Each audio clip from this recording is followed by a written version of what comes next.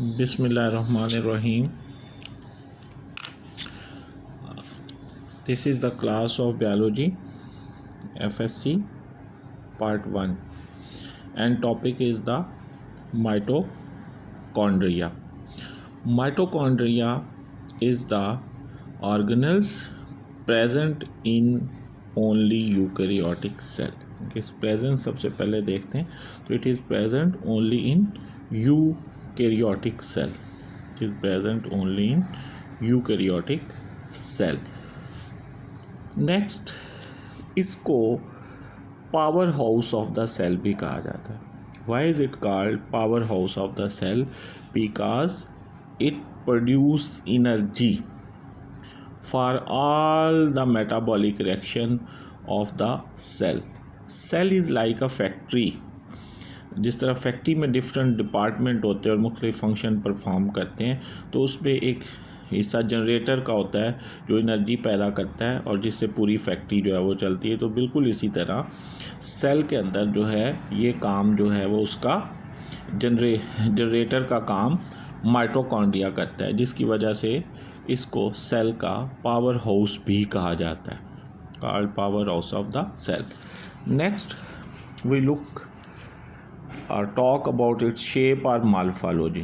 It vary in morphology. It may be vesicle-like, rod-like, filament-like, or maybe some other form, but mostly they are like a vesicle, like a rod, and like a filament, and some cases it is oval or rounded in shape.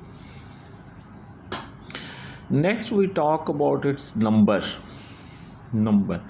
So it depends upon the function of the cell, vary from few to sometime in thousands depending upon the activity of the cell. For example, brain cell or the liver cell that are most active, they contain large number of mitochondria, even in 1000 per cell. Next is its structure. Structure में अगर हम ये diagram आपके सामने आप देख रहे हैं तो इसकी 2 मेम्ब्रेन होती हैं. एक आउटर मेम्ब्रेन, ये outer membrane of the mitochondria, this is a smooth, while the inner membrane is not smooth, it is folded inside. जैसे आप देख रहे हैं कि ये अंदर की तरफ जो है वो और फिर बाहर फिर अंदर, folded inside and form a finger like projection. These finger-like projection of the inner membrane are called cristae. These folding are called cristae. And in these foldings also a lollipop-like or knob-like structures are present. These structures are called F1 particle. इन structure को F1 particle जो है वो कहा जाता है. And the whole central part, this portion is called matrix. It contain organic, inorganic materials and also contain the enzyme. Some enzymes are present in matrix, some are present in inner membrane, and some are present on the F1 particles. Next इसमें interesting बात ये है कि इसके अपने ribosomes होते हैं. Contain its own ribosome. It also contain its own DNA, जिससे ये जाहिर होता है कि ये एक सेल्फ रेप्लिकेटिंग ऑर्गेनल्स हैं. और अगर इससे इसके ओरिजिन के बारे में भी पता चलता है कि इट इज़ ओरिजिनेटेड बाय एंडोसिम्बायोसिस.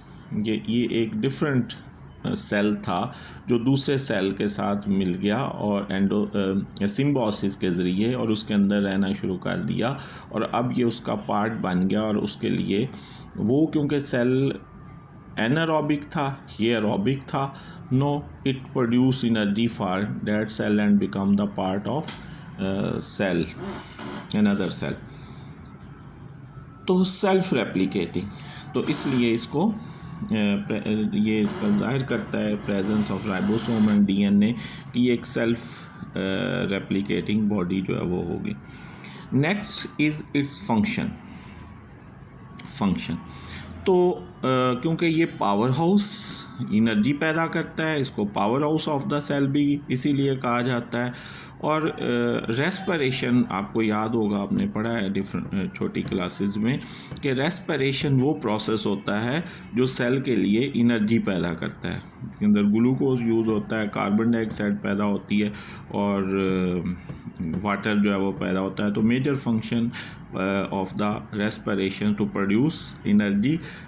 अब इसके दो हिस्से रेस्पिरेशन के होते हैं। एक होता है ग्लाइकोलिसिस जिसके अंदर ग्लूकोज जो है वो 2 पायरुविक एसिड के मालिक्यूल में टूट जाता है और वो ग्लाइकोलिसिस होता है साइटोप्लाज्म के अंदर। Then pyruvic acid entered into the mitochondria where it is, इसकी फर्दर ब्रेकडाउन जो है वो होती है और एनर्जी पैदा होती है। तो large part of energy during aerobic respiration जो है वो माइटोकॉन्ड्रिया के अंदर जो है वो पैदा होती है, तो जिसकी वजह से इसको power house of the cell जो है वो कहा जाता है। तो this is our today topic. Thank you very much. Allah हाफिज़।